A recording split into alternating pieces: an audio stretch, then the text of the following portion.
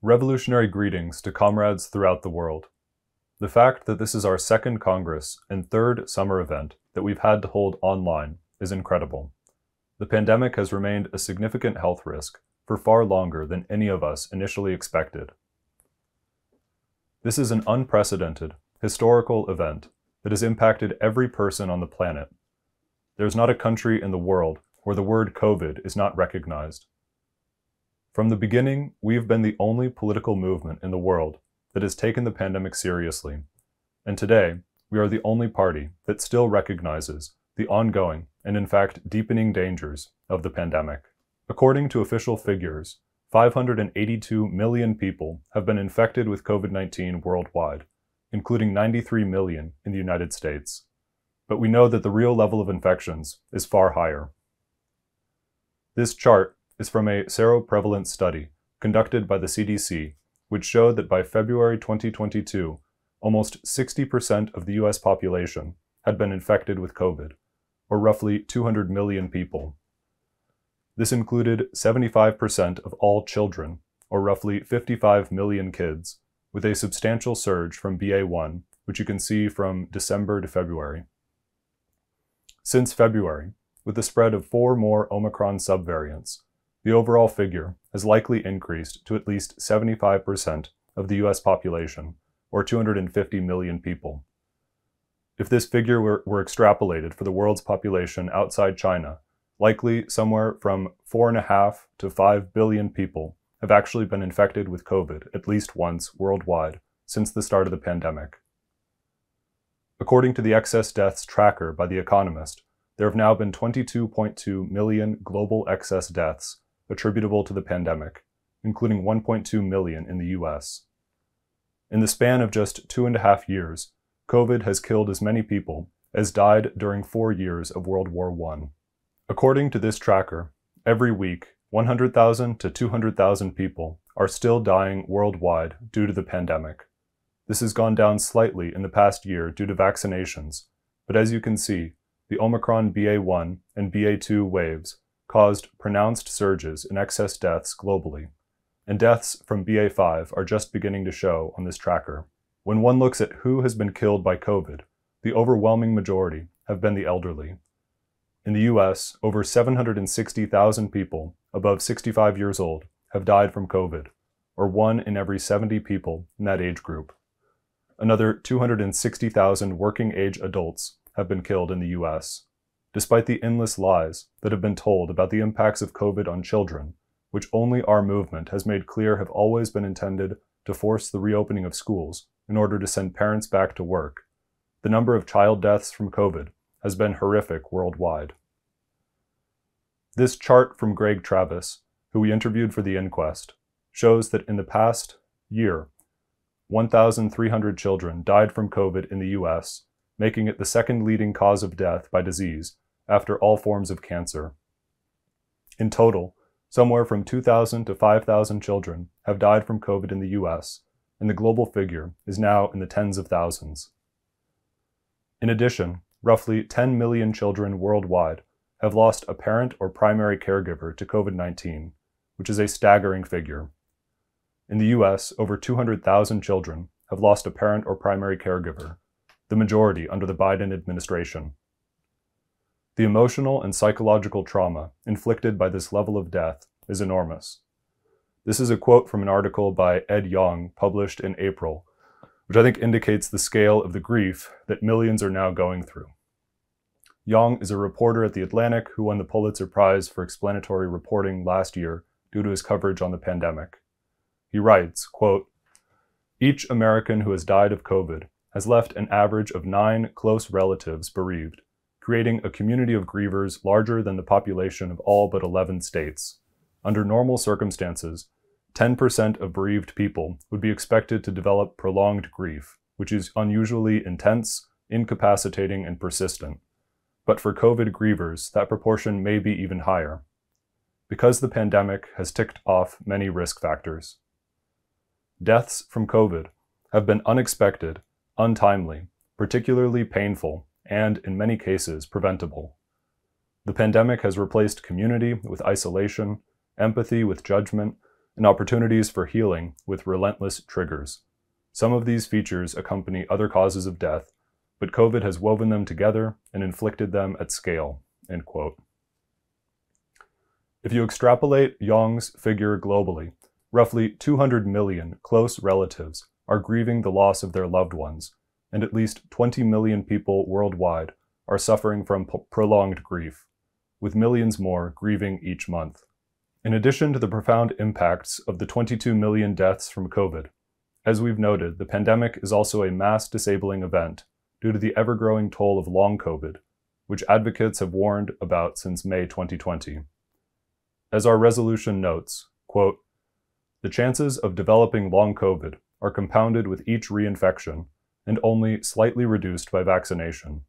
In June, the US government officially acknowledged that roughly 20 million American adults were suffering from long COVID, a figure that will continue to rise with each new wave of infections and reinfections. Extrapolated globally, there are likely over 400 million people worldwide now suffering from long COVID, for which there remains no viable treatment." End quote. Long COVID is a massive and deepening crisis which has horrific impacts on millions of people affected throughout the world. As shown in this graphic, it can affect nearly every organ in the body, and roughly a third of all long COVID patients experience debilitating symptoms which prevent them from functioning normally at work or in their daily lives. Scientists have used the analogy of an iceberg to stress that in the long term, this will have vast consequences for society that we don't yet see. As a result of the mass death and debilitation caused by the let-it-rip policies of the past 2.5 years, life expectancy has plummeted in countries throughout the world. Life expectancy is the gold standard by which one can measure societal progress, and the vast declines that have taken place globally is perhaps the most profound testament to the impact of the pandemic and the utterly reactionary character of world capitalism. The resolution states, quote, "Coronavirus infection has also been linked to an increased risk of heart attack, stroke, a range of neurological disorders, kidney disease, diabetes, immune dysregulation, and other life-altering or lethal after-effects. The combined impacts of mass death and debilitation have lowered life expectancy in the US by over 2 years since the start of the pandemic. Worldwide, life expectancy has dropped by 1.6 years, the first global decline since the end of World War II. This immense social retrogression, long advocated by eugenicists such as Ezekiel Emanuel, is seen as a positive good by dominant sections of the ruling class for reducing pension obligations and other social welfare spending." End quote. This year's Congress takes place amid the global surge of the Omicron BA.5 subvariant, which we've written on extensively on the website. This is by far the largest surge to take place during the summer in the Northern Hemisphere. The impacts of BA.5 across Europe have been terrible. Official deaths have surged in Portugal, Italy, Japan, New Zealand, Australia, and other countries, while excess deaths are steadily rising in the UK and many other countries. The case of New Zealand is particularly significant. At our August 22nd webinar last year, in which Dr. Michael Baker participated, the virus was still eliminated in New Zealand, and the country had only 27 deaths. But then the elimination strategy was abandoned by the Ardern government, and now we see the horrific results. The death toll is now at 2,212 and rising, as is the case in neighboring Australia, where physician Dr. David Berger faces state censorship for advocating a zero-COVID policy. As we've analyzed on the WSWS, the BA.5 surge has prompted a major shift in the Biden administration's pandemic policy. Just as BA.5 was becoming dominant, the decision was made to lift most COVID security measures protecting Biden, thereby allowing him to become infected with the virus. Over the past 2 weeks, Biden's infection was seized upon by the White House to openly proclaim what has been their unstated policy since the emergence of the Omicron variant. Everyone will be infected with COVID, repeatedly, year after year, forever. This slide shows the quotes last week from White House Press Secretary Karine Jean-Pierre and COVID response coordinator Dr. Ashish Jha, which are really quite remarkable. While they're now openly saying that COVID will never go away, they continue to conceal the disastrous implications of this forever COVID policy. We pointed to some of these implications in our perspective on July 29, and will be writing on this further, but it's incredibly dire. Essentially, we're now in a situation where billions of people are being infected or reinfected throughout the world each year. The death toll and the number of people suffering from long COVID will continue to mount with each new variant, while each reinfection will increase one's chances of death, long COVID, or associated health risks. Rates of heart attacks, strokes, cardiovascular diseases, kidney disease, neurological disorders, and more will steadily rise, while life expectancy will continue to fall for the working class.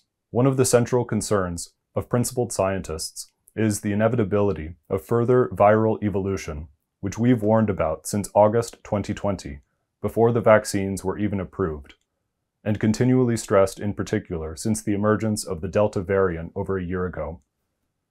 This is a visualization of the antigenic drift that's taken place with SARS-CoV-2, where we see how distinct the Omicron subvariants on the right-hand side are from the rest of the variants. Under the current scenario, in which all mitigations have been lifted, and the increasingly infectious and immune-resistant Omicron variants are allowed to spread entirely unchecked, the process of viral evolution is speeding up. The Biden administration's strategy, if you can call it one, now solely relies on existing vaccines and Paxlovid, which we're already seeing are losing their efficacy due to viral evolution.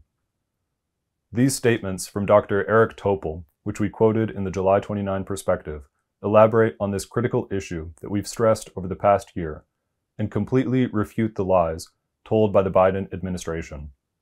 Regarding Paxlovid, Dr. Topol stated, quote, "We're going to see resistance to this drug, which, after the vaccines, is the second most important advance that we have had to take on the virus, but it may be short-lived. It could be that by year's end or the beginning of next year, we won't have Paxlovid as a remedy or rescue anymore." End quote.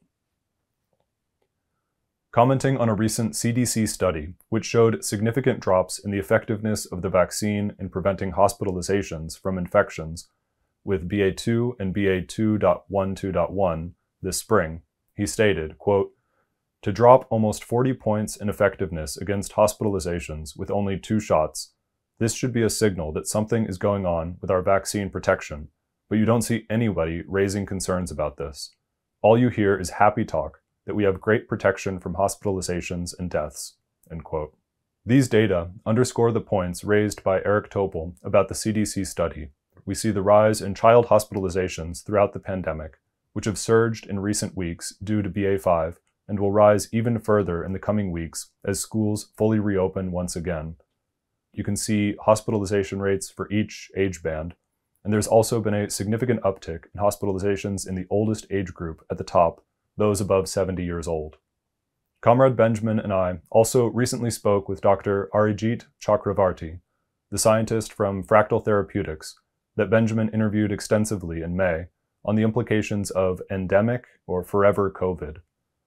When we spoke last week, he raised many of the same points as Eric Topol, while also elaborating on other dangers of viral evolution. In the interview in May, he noted this back-of-the-envelope calculation, quote, "If the whole world was vaccinated tomorrow, and we spent just 3 years learning to live with COVID under the current strategy, we could have well over 1 billion people living with long COVID." End quote. Fractal Therapeutics is currently running complex models on this issue and trying to forecast the implications of forever COVID in terms of the toll that long COVID and associated health risks will have in the coming years. When we spoke last week, he also raised these critical issues on the forever COVID policy, stating, quote, "You turn your back on viral evolution at your own peril. The current public health response is ignoring viral evolution, and the virus could change the deal on us at any time. Their whole strategy relies on the goodwill of the virus." End quote. He continued, quote, "Repeated reinfection with COVID is being viewed only through the lens of the mortality and morbidity of the virus as it is now, but it's a moving target. If we expect the virus in the future to have similar properties, that's a very optimistic position. COVID remains a serious threat to our society for several reasons. First, you could end up in a situation where along comes a variant with a much higher infection fatality ratio, and you don't know until the morgues start filling up. Because all precautions have been lifted, it remains a major unmitigated risk for some time. The second factor Dr. Chakravarty stressed is that we're now in a situation where everybody gets COVID really often and millions of people get at least a little messed up each time. If you do that for 5 to 10 years, what will be the cumulative impact? In doing risk assessment, one must always be conscious that a small risk hazard could turn into a great risk with increased frequency. And third, you could very easily have a situation where there are simultaneous pandemics of genetically distinct variants of the virus, as has been seen with dengue.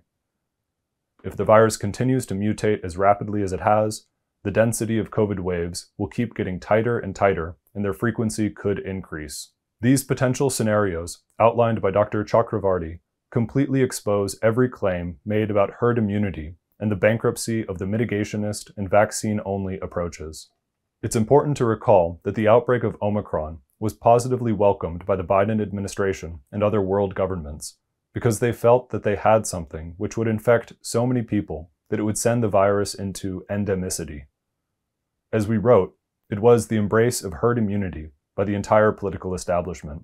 Once again, they were completely wrong and short-sighted. The more people are infected, the more the virus mutates. Their problem was that the virus was smarter than they are. Their strategy relies on the goodwill of the virus not to evolve, which is patently unscientific. I'll come back to some of these issues at the end of my report, and we'll go into the situation with monkeypox and what we can expect in the coming months. But I want to now turn to really focus on how this monumental tragedy has unfolded, including the historical background to the pandemic and the response of the Icfi. This is the focus of the third section of the resolution, which is really the core and most important section. It begins, quote, "The record of the WSWS and Icfi on the pandemic is unparalleled and a triumph of the Marxist movement. Since January 2020, we have published over 5,000 articles on the pandemic, continuously alerting the international working class to the mounting global catastrophe and advocating for policies to eliminate SARS-CoV-2 globally. From the beginning, the Icfi insisted that the pandemic was not simply a medical issue, but primarily a political, social, and economic crisis arising from the broader world capitalist crisis. The response to the pandemic would be determined by pre-existing social conditions. In the US, decades of unending war, financial parasitism, deindustrialization, the corporatist degeneration of the unions, the evisceration of democratic rights, and the cultivation of far-right politics embodied in the presidency of Donald Trump were the determining forces at the start of 2020. One must ask, why is it that the Icfi responded to the pandemic unlike any other political tendency in the world? What is it that prepared our movement to carry out such a vast, thoroughgoing analysis of this world historic event? The most important aspect of our response to the pandemic has been the political and programmatic perspective that we have outlined for the international working class. The insights that we've made flowed directly from the preparatory work that was done during the fourth phase in the history of the Trotskyist movement from 1986 to 2019. On this slide, I've listed some of the key gains that were made during this 33-year time period that are most relevant to our work on the pandemic. First, this period saw the renaissance of Trotskyism, rooted above all in internationalism and the fight for permanent revolution. This is the central significance of our coverage and the work of the party during the pandemic. It's always been guided by an internationalist perspective, proceeding from the world situation to the national. Second, the thoroughgoing analysis of globalization and the trade unions that we made beginning in the 1980s. Third, our analysis of the dissolution of the Soviet Union, which set into motion a process of global counter-revolution to reverse all the social gains won by the working class in prior struggles. Fourth, the founding of the World Socialist website in 1998. Fifth, our response to the 2008 financial collapse and its ramifications. Sixth, our continuous struggle for science and historical truth against the Frankfurt School, postmodernism, the 1619 Project, and religious obscurantism, including the case of Terry Schiavo. And seventh, our hostility to Malthusianism, the pseudo-left, the Green parties, and all other forms of petty bourgeois politics. During this time period, the 33 years from 1986 to 2019, every other political tendency in the world which claimed to be Marxist or Trotskyist abandoned the working class and accommodated themselves to world capitalism and imperialism. In contrast, the preparatory work and theoretical clarification that was done by the Icfi left us extremely well positioned to respond to the pandemic. We immediately understood how disastrous this would be due to the pre-existing crisis of capitalism and the virtual destruction of the labor movement. The question of public health and the fight for socialized medicine has always been central to the Marxist movement. One of the most critical elements of the pandemic is the way in which the centuries-long struggle for public health has been completely repudiated, in particular in the United States, but also throughout much of the world. In effect, our work on the pandemic has more firmly established our connection to the past struggles of the Marxist movement for the expansion of public health and universal access to healthcare. Before turning to the work of the party during the pandemic, I'd like to briefly review some of this history. Many comrades will be familiar with this, but one of the foundational texts of Marxism is Engels' The Condition of the Working Class in England, which meticulously documents the working and living conditions of workers in England in the 1840s. The book had a profound impact on Marx and helped forge the relationship between the two founders of scientific socialism. This is the most famous passage from the book, in which Engels describes the way in which the capitalists, through the brutality of industrial production, gradually kill their workers in what he terms social murder. These words apply with the same force to the policies of social murder committed throughout the pandemic. Engels writes, quote, "When one individual inflicts bodily injury upon another such that death results, we call the deed manslaughter. When the assailant knew in advance that the injury would be fatal, we call his deed murder. But when society places hundreds of proletarians in such a position that they inevitably meet a too early and an unnatural death, one which is quite as much a death by violence as that by the sword or bullet, when it deprives thousands of the necessaries of life, places them under conditions in which they cannot live, forces them, through the strong arm of the law, to remain in such conditions until that death ensues, which is the inevitable consequence, knows that these thousands of victims must perish, and yet permits these conditions to remain. Its deed is murder, just as surely as the deed of the single individual. Disguised, malicious murder, murder against which none can defend himself, which does not seem what it is, because no man sees the murderer, because the death of the victim seems a natural one, since the offense is more one of omission than of commission. But murder it remains. I have now to prove that society in England, daily and hourly, commits what the working men's organs, with perfect correctness, characterize as social murder, that it has placed the workers under conditions in which they can neither retain health nor live long, that it undermines the vital force of these workers gradually, little by little, and so hurries them to the grave before their time." End quote. The development of public health in the US and internationally is a vast topic. There are many books on this, and we've highlighted in particular historian George Rosen's pioneering work, A History of Public Health, which was written in 1958. In that book, Rosen describes public health in the following way, quote, "History illuminates the public concern with health. Man is a social being. It is characteristic of human beings to associate with each other for mutual protection and advantage. Throughout known history, men living in communities have had to take account in one way or another of health problems that derive from the biological needs and attributes of their fellows. Out of the need for dealing with these problems of social life, there has developed with increasing clarity a recognition of the signal importance of community action in the promotion of health and the prevention and treatment of disease. This recognition is summed up in the concept of public health." End quote. Rosen himself is a fascinating figure. He went to medical school in Berlin in the early 1930s and witnessed the coming to power of Hitler.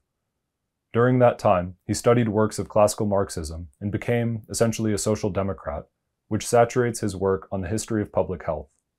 In this book, Rosen traces the development of public health from antiquity to the 1950s and its relationship to the class struggle. The central chapter is on the Industrial Revolution and the emergence of the working class, which increasingly fought to improve their living and working conditions. Comrades David North and Joseph Kishore went into these themes in this year's New Year's Statement, which is a foundational text.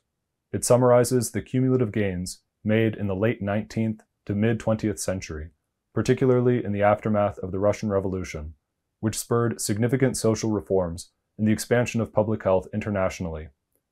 It states, quote, "The state of public health is among the most critical indices of social progress and the overall condition of society. The advances in public hygiene, the understanding of the human organism, the treatment of diseases, the recognition of the importance of an antiseptic environment to combat infections, the development of vaccines and antibiotics, the lowering of infant mortality, and the rise in life expectancy. Such achievements have been considered landmarks in the history of human civilization." End quote. This fight for social progress found its highest expression in the Russian Revolution and the building of the first workers' state in history. This is a critical passage from the 1919 program of the Russian Communist Party, which advanced a powerful commitment to develop public health.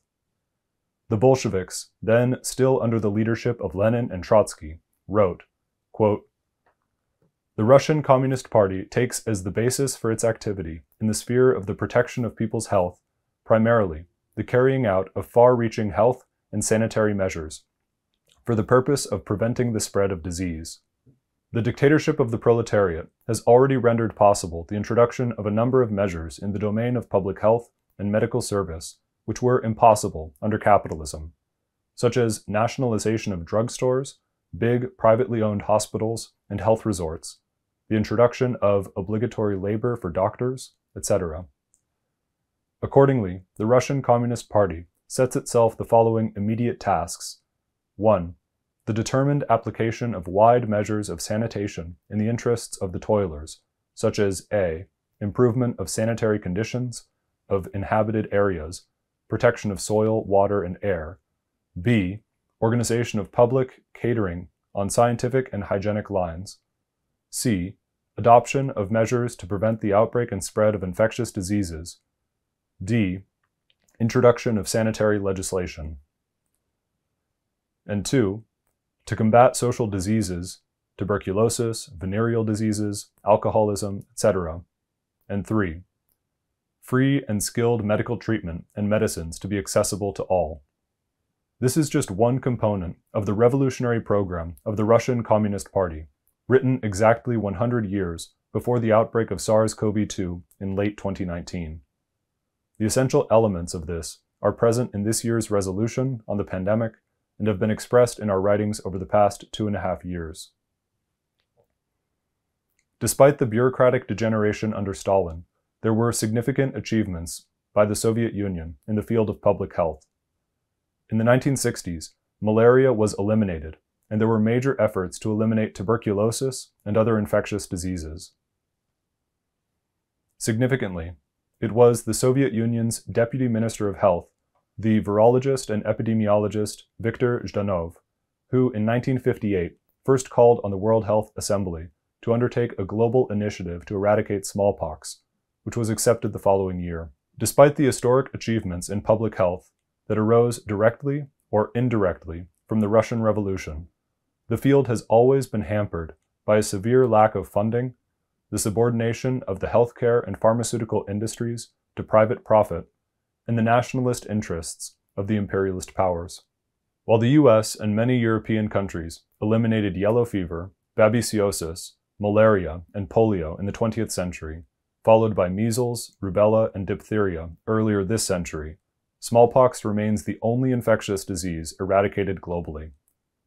Even this historic achievement only developed through the immense international efforts of scientists and public health departments with minimal funding, often in conflict with various national governments.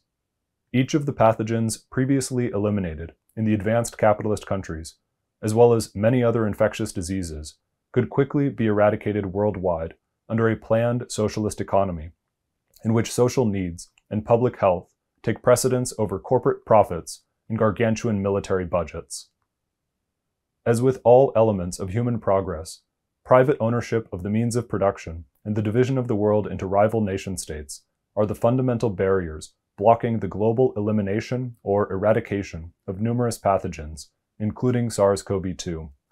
After the eradication of smallpox in 1980, developments in public health effectively came to a halt. The ascendancy of Reagan and Thatcher, the rabid promotion of individualism, and above all, the dissolution of the Soviet Union, set the stage for decades of unrelenting social counter-revolution and the steady erosion of public health. While every field of science has undergone extraordinary advancement over the past 4 decades, the profound social retrogression of this period of capitalist decline has severely undermined public health. The disastrous response to the HIV AIDS pandemic, which has now killed an estimated 36.3 million people worldwide since 1981, marked a significant turning point in this process. As is now taking place with monkeypox, HIV AIDS was initially branded as a gay disease. It was allowed to become entrenched throughout much of the world, particularly in sub-Saharan Africa, where, as we see here, the death rate remains incredibly high. This slide shows the cumulative number of children who have been orphaned by AIDS worldwide, as well as some of the worst impacted countries in Africa. As with COVID-19, the trauma inflicted on millions of young people is immense. Following the AIDS pandemic, after the turn of the century, there were a series of new infectious diseases that nearly became catastrophic pandemics. The 2002 to 2004 SARS outbreak, the 2003 H5N1 bird flu epidemic, the 2009 H1N1 swine flu pandemic, the 2012 MERS outbreak, the 2014 uptick in polio cases in Africa and Asia, the 2014 to 16 Ebola virus epidemic, the 2015 to 16 Zika outbreak, and the 2018 to 20 Ebola outbreak in the Democratic Republic of the Congo. Despite the publication of hundreds of scientific papers, news articles, books, and even films stressing the need for world governments to prepare for future pandemics, global society was entirely unprepared for the emergence of SARS-CoV-2 in late 2019. Throughout this time period, the WSWS wrote on each of these outbreaks and pandemics, underscoring the lack of preparation for the next infectious diseases to come. Our intense focus on the pandemic is one of the strategic decisions in the history of the ICFI, flowing from those made over the past century, and in particular since the split with the WRP. Our response to the pandemic and the shifts in the work of the party during the past 2.5 years are perhaps the most profound expression of the 5th phase in the history of the Trotskyist movement. In Comrade North's lecture at the 2019 summer school, he noted that the 5th phase will see the growing intersection of the party with the revolutionary struggles of the working class, which will be facilitated through the emergence of new technologies that have revolutionized communications. Over the past 2 years, we've organized numerous online public meetings on the pandemic, as well as the global school strike and other critical struggles by workers internationally. We've assisted workers in forming rank-and-file committees in numerous industries throughout the world to fight against the homicidal pandemic policies. The most fundamental achievement has been our continuous analysis and the development of our perspective at each and every turn, which is the primary focus of the upcoming books on the pandemic that we're publishing in August, which will be titled COVID, Capitalism, and Class War, a Social and Political Chronology of the Pandemic. The book is a compilation of the most critical statements that we've published on the pandemic and is essential reading to understand the pandemic and the response of our movement. It documents the key turning points and concepts that we've elaborated, some of which are summarized here. First, malign neglect. Second, the role of the class struggle in forcing global lockdowns. Third, our analysis of the CARES Act and other financial bailouts. Fourth, herd immunity and the Back to Work campaign. Fifth, our May Day rally in 2020 and the concept of a trigger event. Sixth, the betrayals of the unions, which prompted a rapid growth of rank-and-file committees. Seventh, Biden's election and the January 6th coup. 8, the struggle against school reopenings. 9, the global devastation of the Delta variant. 10, the 3 pandemic strategies, herd immunity, mitigation, and elimination eradication. 11, our August and October 2021 WSWS webinars. 12, the global workers' inquest into the COVID-19 pandemic. 13, Omicron and the collapse of the mitigationist strategy. And 14, the new reality of endemic or forever COVID. Our first article on COVID-19 was published on January 24, 2020, a news report by Comrade Benjamin on the situation in China. 4 days later, Comrade Brian wrote our first perspective on the outbreak in China, titled The Wuhan Coronavirus Outbreak and the Global Threat of Infectious Diseases. We continued to publish news updates throughout February 2020, while the politicians, as well as virtually the entire corporate media, remained completely silent as the virus spread globally. On February 28, 2020, we issued our first Icfi statement on the coronavirus, which called for a globally coordinated mobilization of public health resources in order to eradicate the virus. This was the first of numerous statements calling for eradication throughout 2020 and to the present. Other statements from the SEP US during this time developed these themes and charted a clear strategy that would have stopped the pandemic in its tracks if we had been in power. In the February 28, 2020 ICFI statement, we wrote, quote, "The solution must be global. Scientists from all over the world must be allowed to share their research and technology unencumbered by the national interests and geopolitical conflicts that serve only to delay the development of effective countermeasures to contain, cure, and ultimately eradicate the coronavirus. Hundreds of billions of dollars must be immediately allocated to ensure universal access to the highest quality medical care for all those infected with the virus. An international team of healthcare experts and scientists must be assembled to coordinate care wherever there are outbreaks. The provisioning of healthcare and treatment cannot be regulated by the insurance, pharmaceutical, and healthcare companies. Treatment, including any future vaccine, must be available to everyone, free of charge, on an equal basis. The giant healthcare companies must be turned into public utilities, democratically controlled, to meet the urgent social need presented by the coronavirus and other health emergencies. Throughout March, we continuously analyzed the disastrous response of capitalist governments, above all the US, and we coined the term malign neglect to summarize this refusal to implement basic public health measures. In this statement, written by Comrades Alex and Andre, we wrote, quote, "In the face of this mounting disaster, a massive chasm exists between the severity of the situation and the response of world governments. On the surface, this response appears to be chaotic, disorganized, and improvised. All of this is true. But out of this chaos, a definite policy emerges, which can be defined as malign neglect. That is, governments are making a deliberate decision to minimize their response, to adopt an attitude of indifference to the spread of the virus. In opposition to the malign neglect of the ruling elites, we spearheaded the fight by the working class to force lockdowns, above all among auto workers, where our statements directly led to wildcat strikes that shut down the auto industry in North America. This SEP statement, calling for the shutdown of the auto industry, was read by thousands of auto workers throughout the Detroit metro area and precipitated the shutdown of factories across North America, which then only the WSWS reported on properly. We immediately understood the significance of the CARES Act and other global financial bailouts, as well as Thomas Friedman's mantra, "The cure cannot be worse than the disease," which initiated the global Back to Work campaign, and we wrote on these issues continuously, beginning in late March. The statements from this time period are remarkable and a powerful testament to the renaissance of Trotskyism during its fourth phase. This slide shows the strong correlation between the rise of the Dow and the COVID death toll throughout 2020, which continued through 2021, up until the outbreak of the war in Ukraine. Throughout March and April 2020, we issued scathing denunciations of the criminal response of the Trump administration, which was later revealed to have continuously lied to the public beginning in January 2020. This was one critical statement from April 7, 2020 by comrades Kishore and North, which clearly explained the objective forces driving the Back to Work campaign.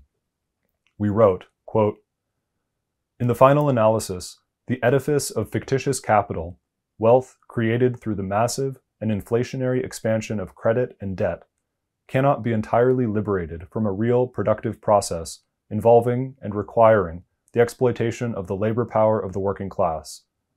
If that real process stops, for whatever reason, the structure of fictitious capital collapses. The class conflict and the logic of the opposing classes are starkly posed.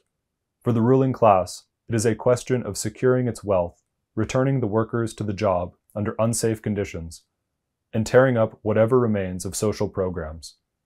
For the working class, it is a question of saving lives, stopping all non-essential production, and restructuring economic life on the basis of social need, not private profit. The one path leads to authoritarianism. The other leads to socialist revolution. This is the irrepressible social and political logic of the fundamental reality of our epoch, the global crisis and death agony of world capitalism." The pandemic was the central focus of the 2020 May Day rally, where Comrade North characterized it as a trigger event in world history, which would act upon the pre-existing contradictions of capitalism and set into motion processes leading to world war and revolution. As we note in the resolution, this perspective has been entirely vindicated. At the May Day rally, comrades also gave powerful reports on the disastrous response in Turkey, Brazil, Sri Lanka, Australia, and across Europe. This was a very significant statement published on May 21st, 2020, which we wrote after a meeting with close auto worker contacts, in which Comrade Benjamin played a leading role. We wrote, "The coronavirus is highly contagious and spreads through liquid droplets when people talk, breathe, cough, or sneeze. People are infected when virus particles enter their mouths, noses, or eyes through direct transmission or after touching a surface where the particles have fallen.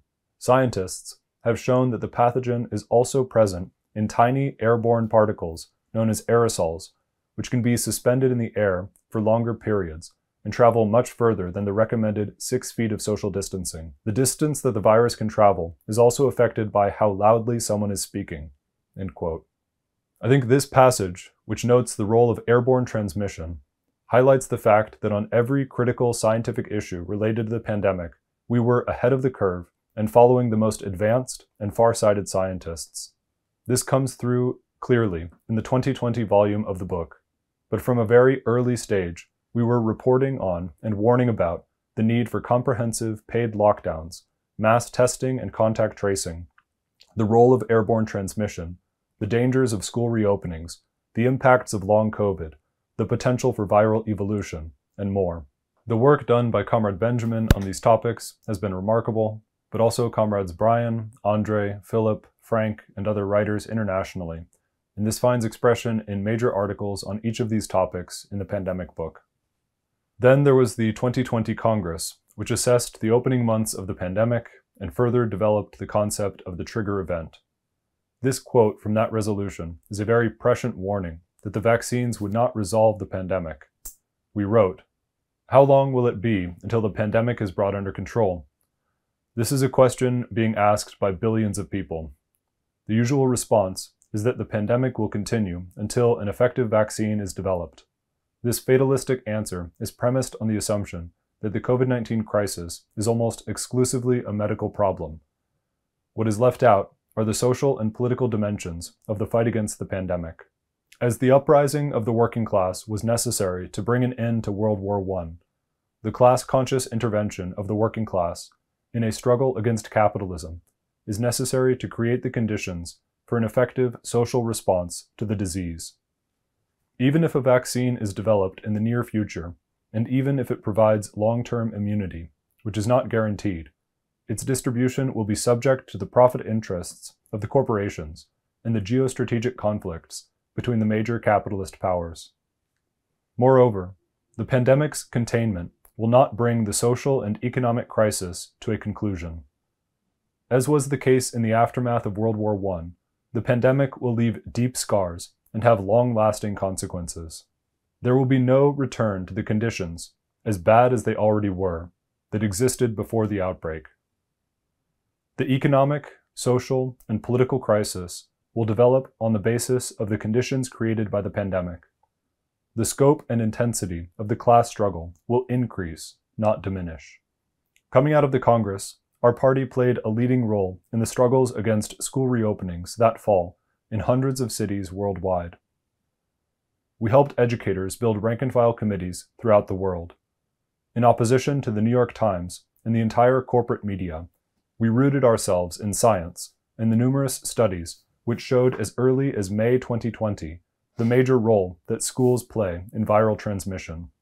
We continuously drew the connections between the pandemic and the promotion of the far right, which found its sharpest expression under Trump in the US. We exposed the Great Barrington Declaration and the open adoption of herd immunity by Trump, Johnson, Bolsonaro, Modi, and other world leaders. Throughout the fall and winter of 2020, we published numerous perspectives and statements about the disastrous surge that was unfolding and the need for immediate lockdowns while the vaccines were being rolled out. This policy would have saved millions of lives globally in just those months alone.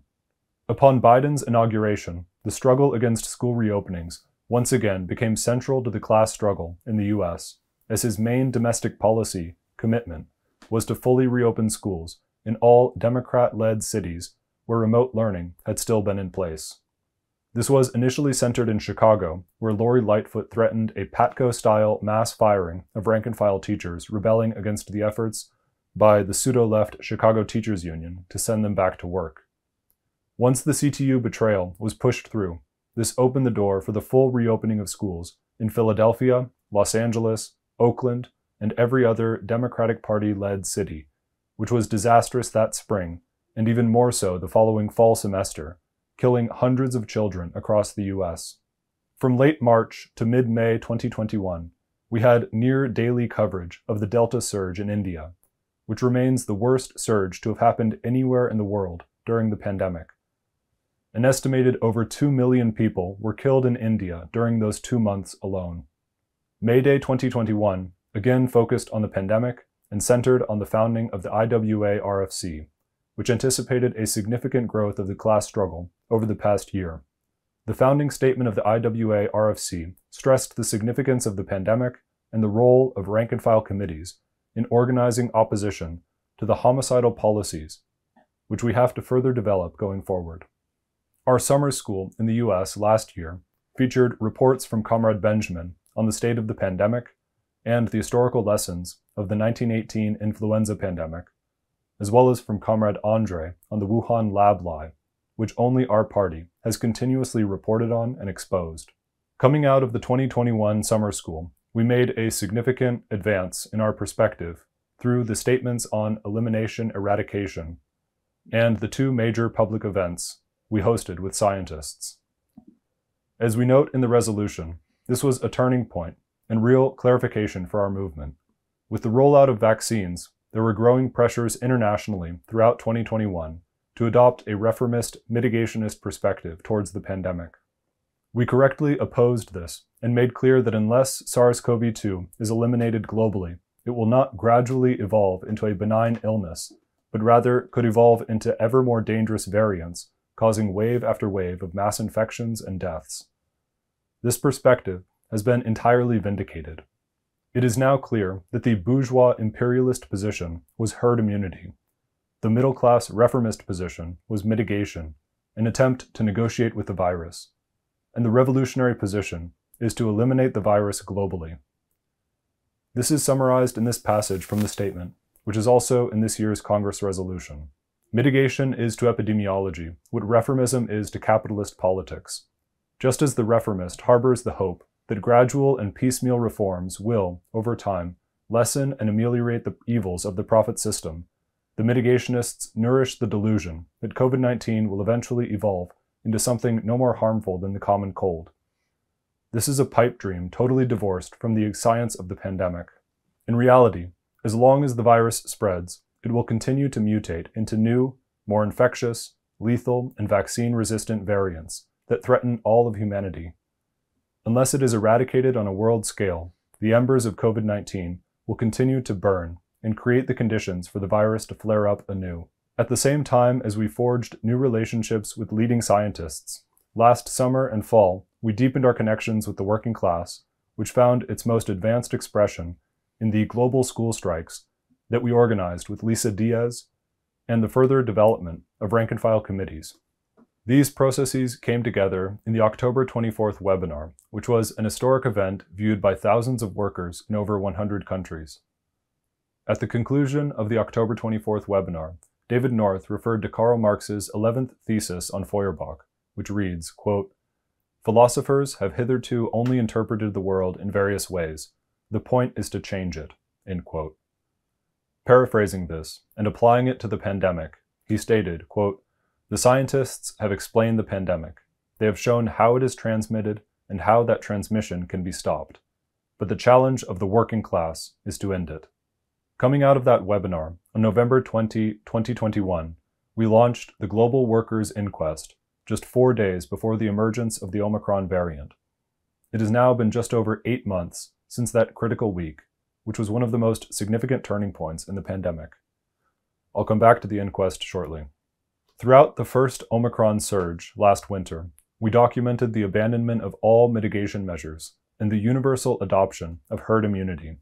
As I noted earlier, the New Year's statement, written by comrades David North and Joe Kishore, marked a significant advance in our analysis of the pandemic, rooting it above all in the history of public health, the Russian Revolution, and the dissolution of the Soviet Union.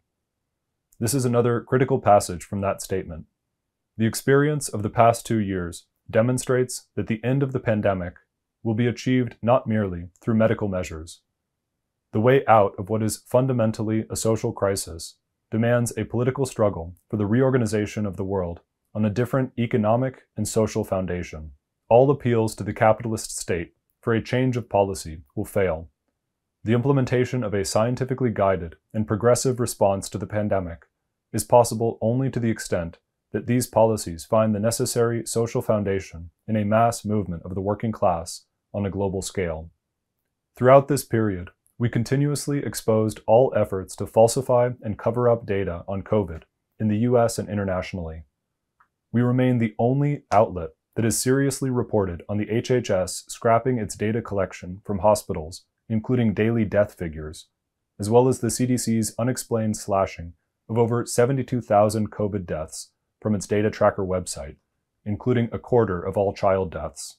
This year, we've also formed connections with a new layer of scientists internationally, many of whom we've interviewed for the website or for the inquest, including Nicholas Smith, Greg Travis, and Drs. Ellie Murray, Stephen Griffin, Guy Marks, David Berger, Lydia Moravska, Lucas Ferrante, Arijit Chakravarti, and others.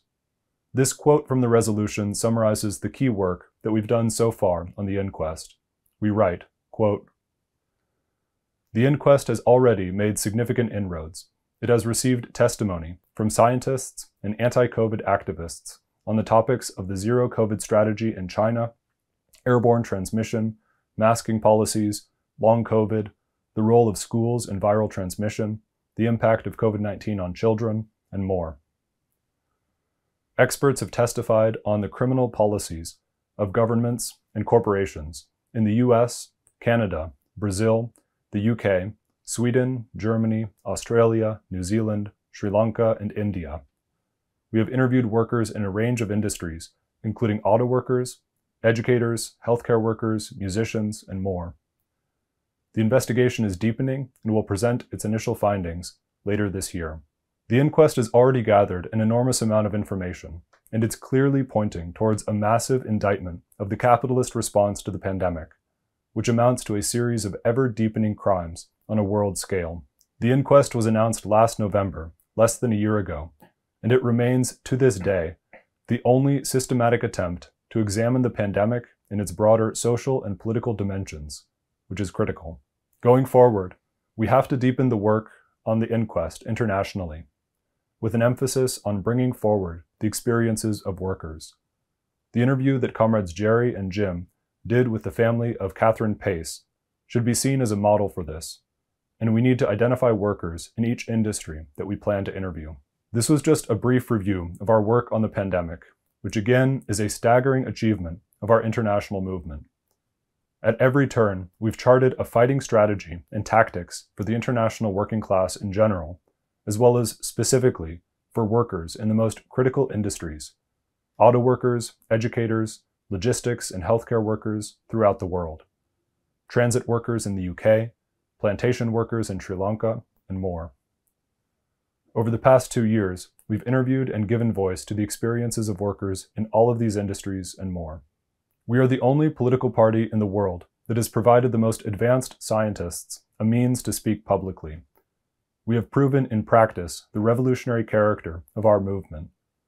In the most profound sense, the pandemic is proof of the unviability of the existing social system, and our response demonstrates that our party is leading the working class on all the great issues. As we note in the resolution, the monkeypox pandemic is now spiraling out of control alongside the deepening COVID-19 pandemic. Globally, there are now over 22,000 cases in over 75 non-endemic countries throughout the world. The response of the WHO and most national governments has been disastrous, and there's been a propaganda effort to prematurely declare monkeypox endemic, which is completely false. I'm going to show a couple photos of monkeypox because I think it's important for comrades to understand just how horrific this virus is and the implications of its continued and broadening spread. As we've covered on the WSWS, and comrades have likely seen on social media, it is a terrible illness which can be incredibly painful. In almost every post on social media, the patient says that it's the most painful thing they've ever experienced. The infection fatality ratio is lower than smallpox, but the symptoms are very similar, and it's in the same family of orthopox viruses. What we're seeing with monkeypox is the further normalization of intense pain, death, and further pandemics, all of which disproportionately impact the working class. In the case of monkeypox, a safe and effective vaccine exists, and you can be sure that the rich have secured access for themselves. Deaths are a lagging indicator, but just this week we've seen the first 4 confirmed deaths outside of Africa. This morning, a 22-year-old man in India died from the disease, following 2 deaths in Spain and 1 in Brazil earlier this week, a 41-year-old man. It still has to be determined what the dominant mode of transmission is for this unprecedented global outbreak, whether through aerosols, droplets, fomites, or skin-to-skin contact. But the virus is clearly spreading more rapidly than ever before on a world scale. It's important to stress that patients can be infectious for up to 3 to 4 weeks and should be isolating throughout that time, but we know from COVID that they won't allow even 5 days isolation for workers.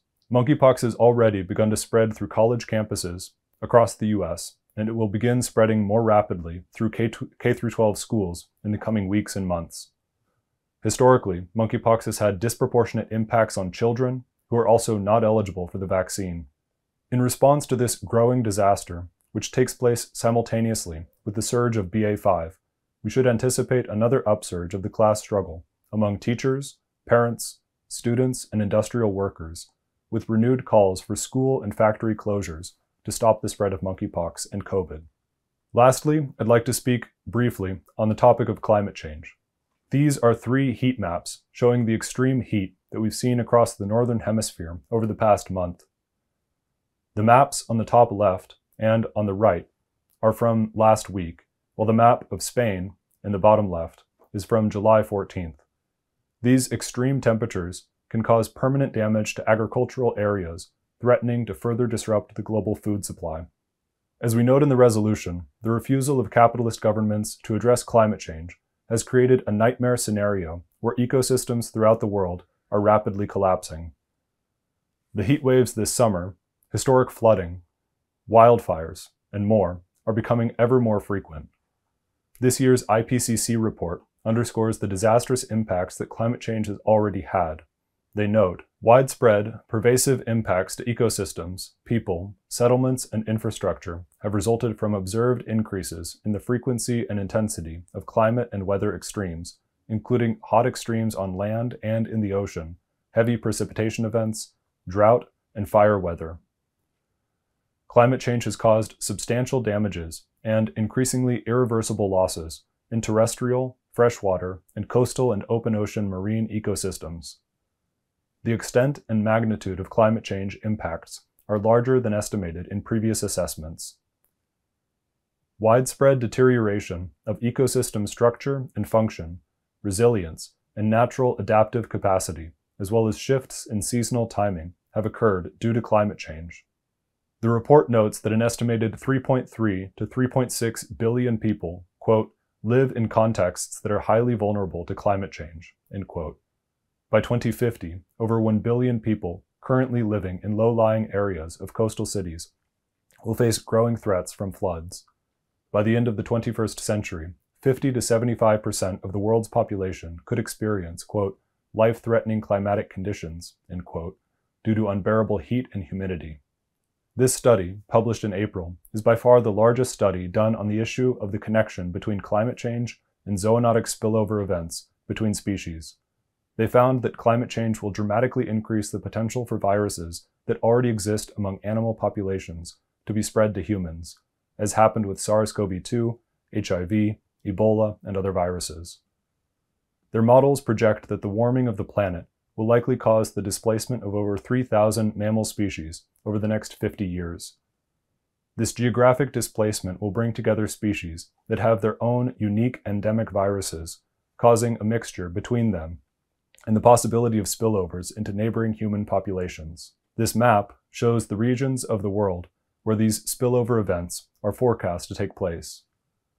The study does not project how many viruses will ultimately cause disease in humans, but the potential is very significant.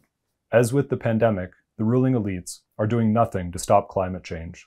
To conclude my report, there is a profound objective significance to the work that we've done on the pandemic, which is a demonstration of both revolutionary theory and practice. Going forward, we have to deepen our analysis of the pandemic, our fight for global elimination, and our efforts with the inquest to uncover and document all the crimes that have taken place and are ongoing.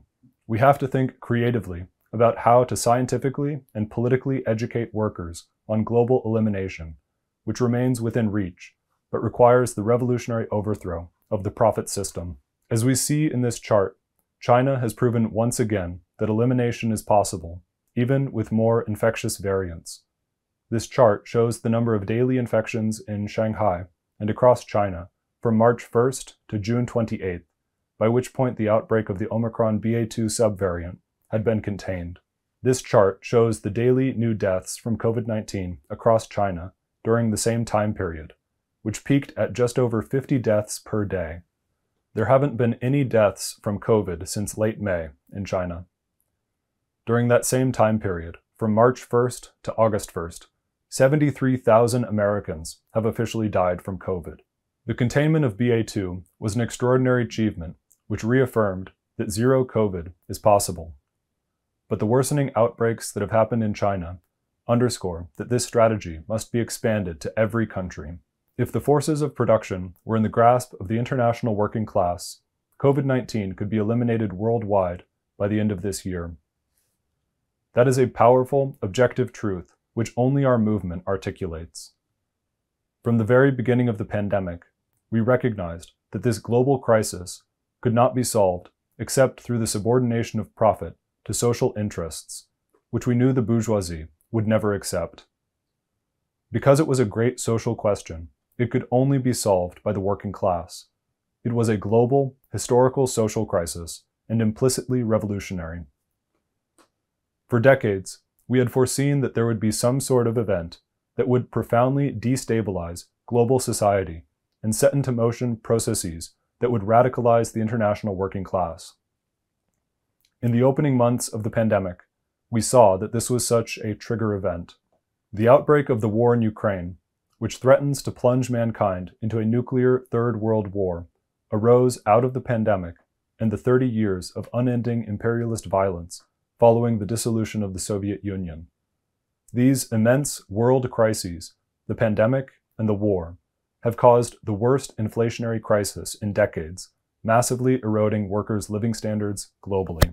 As we'll discuss later this week, the international working class is entering into struggle against these intolerable conditions.